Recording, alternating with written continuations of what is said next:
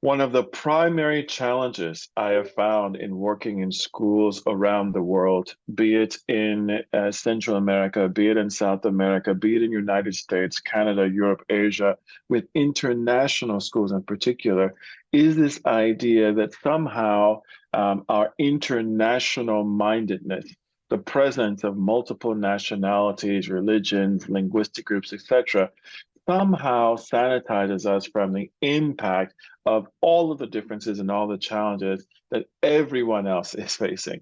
So, this idea of conflating the presence of multiple differences, and you name the metric of the difference, as diversity, without thinking about then how we must intentionally engage in efforts around inclusion and belonging. So, here again, establishing some understanding around nomenclature would be really important. When I think about diversity, I think of the multitudes of backgrounds that individuals have that makes them unique and also provide them access to group memberships.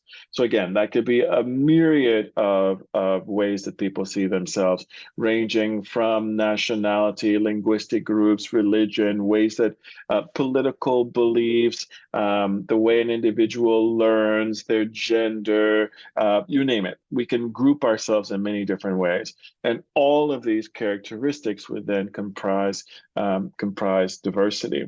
As always mentioned, diversity is not one particular group.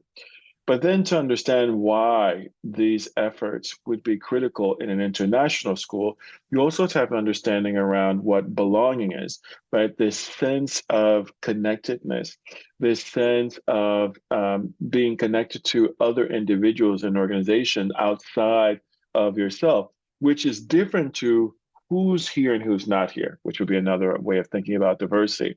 So if we think about these terms in that context, it becomes more clear why these efforts are critical to an international school.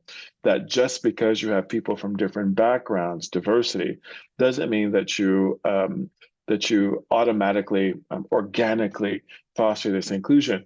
And ironically, what's interesting is if you think about it in this way, the more differences that you have in a school or an organization, the more challenging actually issues of inclusion and belonging are, because there needs to be an intentionality around then aligning these different beliefs, these different values, these different ways of viewing the world, these different norms, these different blind spots in a way that individuals are able to then come together around those shared values that really foster a sense of inclusion for all.